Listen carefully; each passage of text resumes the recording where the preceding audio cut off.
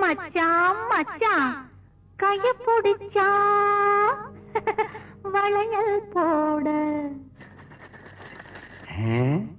கால பிடிச்சா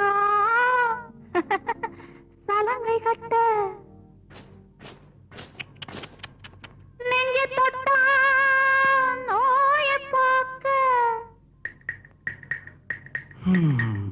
சேலை எடுத்தா சலவை செய்ய சாரதா கைய பிடிச்சான் வளையல் போட கால பிடிச்சான் சலங்கை கட்ட நெஞ்சை தொட்டான் நோயை பார்க்க